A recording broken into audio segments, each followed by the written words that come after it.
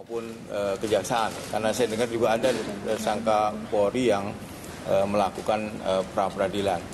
Yang ketiga, perlu dipahami oleh publik bahwa ini mungkin Prof.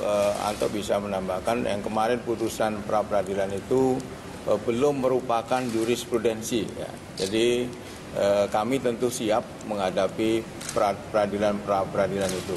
Tetapi publik juga harus memahami pra-peradilan ini akhirnya juga akan menyita tenaga dan pikiran kami di KPK untuk kemudian mengurus perkara-perkara yang seperti ini, yang sebelumnya tidak ada. Ini tentu bisa memberikan konsekuensi. Nah, kami menghimbau kepada semua penegak hukum, apakah itu Mahkamah Agung, apakah itu Kejaksaan Agung, Polri, kemudian juga penegak hukum yang terkait, untuk juga menyamakan persepsi, menyamakan visi terkait dengan upaya pra-peradilan yang sekarang dilakukan oleh tersangka-tersangka, tidak hanya korupsi ya, tapi juga mungkin pidana yang lain. Saya kira itu, saya tidak mendominasi, nanti nggak enak. Ini ada Bapak kita, Pak Ketua, silakan. Tentang pengalihan kasus BG, rencananya akan dialihkan ke pihak lain tentang Jakarta Polri. Kesepakatan antara suami dan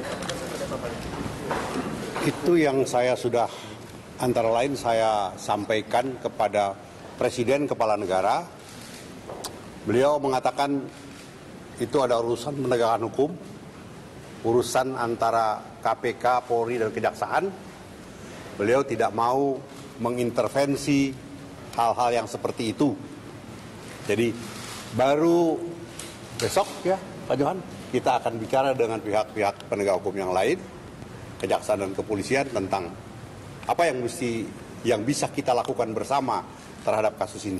Tapi meski para peradilan mengatakan KPK tidak lagi berhak, apakah menurut pimpinan KPK telah yang berhak mengusut kasus BG? Pak Johan, tolong jelaskan mengenai pra peradilannya, Pak Johan.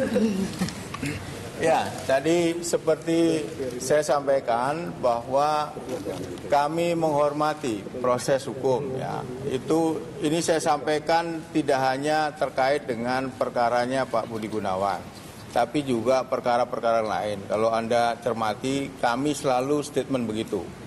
Yang kedua, apakah KPK tidak melakukan upaya hukum terkait dengan proses pra-peradilan Pak Budi Gunawan?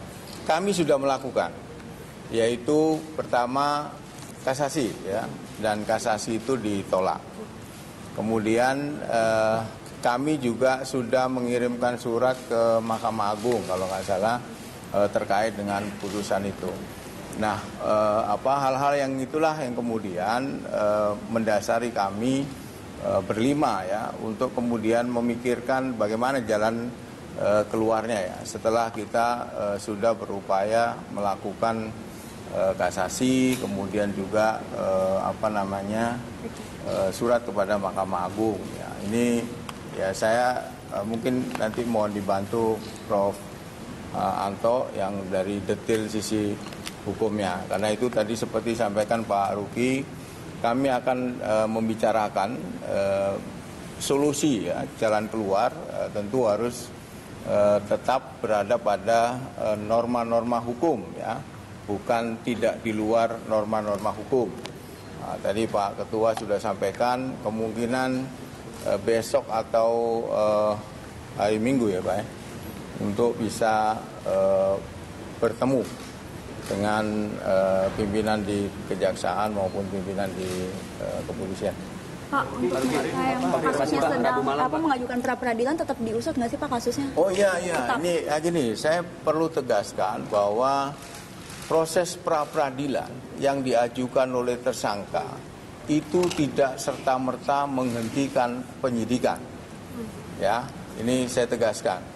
Kami sering dipra-peradilankan oleh tersangka dan kami juga tetap dalam proses pra-peradilan itu kami melakukan proses penyidikan.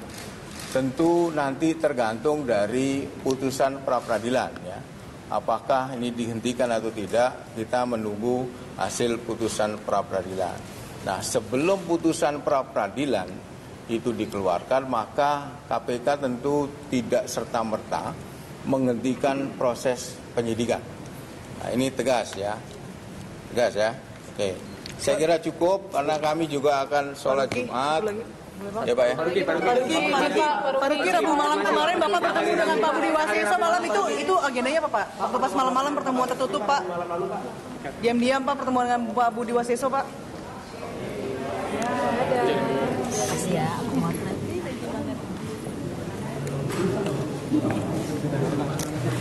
Itu udah aman nih, ditinggal.